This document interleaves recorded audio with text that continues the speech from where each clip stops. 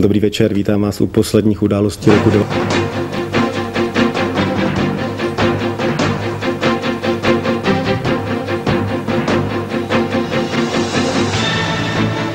Miloš Zeman chce nastartovat ekonomický růst sběrem starého papíru. Kuchařské umění Václava Havla už otrávilo několik politiků. Předseda vlády se zbavil několika neschopných ministrů.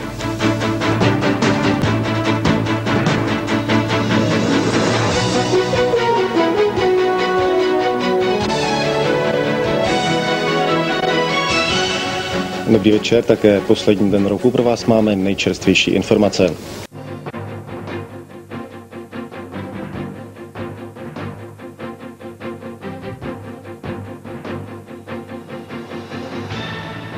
Voda si vzala 13. lidský život, 44letý muž utonul v rozvodněném potoce ve Slušticích.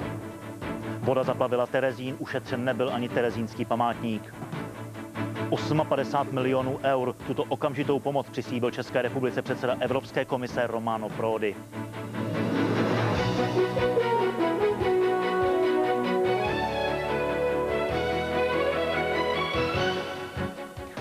Přehledem zpráv začaly další povodňové události. Dobrý večer.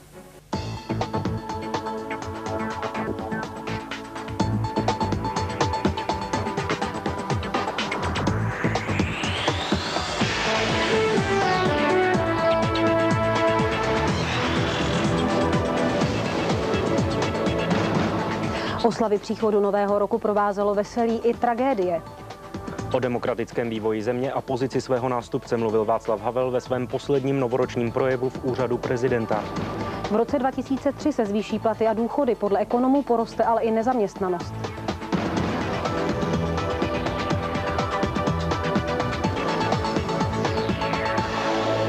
Dobrý večer, máme pro vás novoroční události zpravodajství České televize z prvního dne roku 2003. Dobrý večer.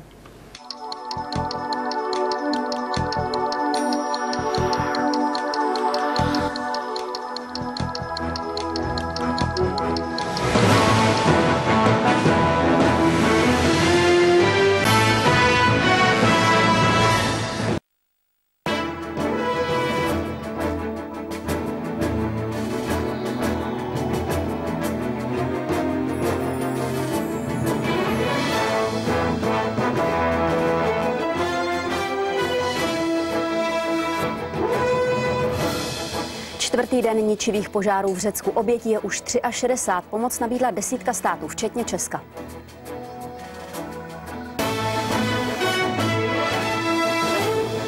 Dobrý večer, máme pro vás dnešní události. Pojďte se s námi na ně podívat. Dobrý večer i ode mě.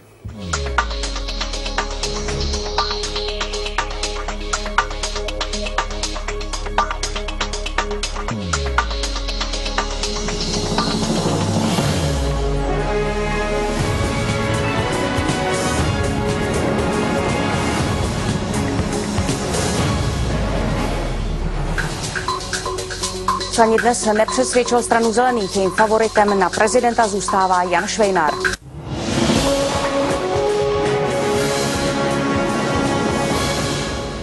První události nového týdne. Vítejte u nich. Dobrý večer.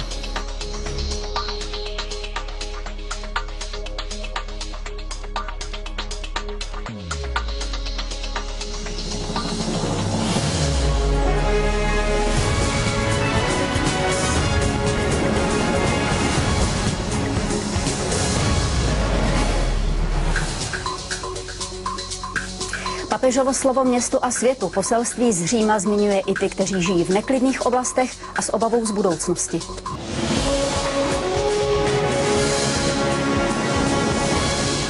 Boží hod vánoční se vším důležitým. Dobrý sváteční večer. Ode mě taky.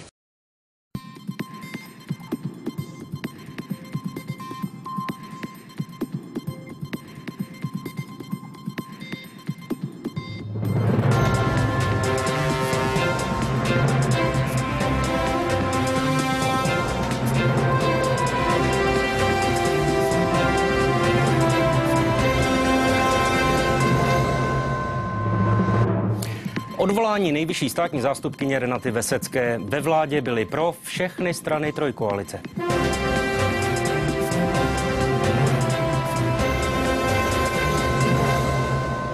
Přehled zpráv odstartoval 27. říjnové události. Jsme rádi, že se díváte. Dobrý večer.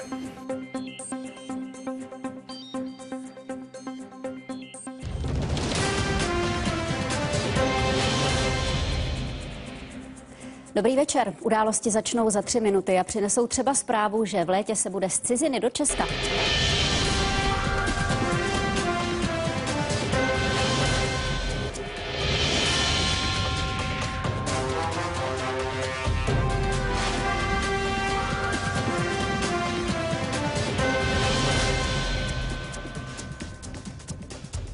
První duben 2012 a události České televize. Jasné a spolehlivé a dnes taky poprvé z nového prostředí. Vítá vás Marcela Augustová.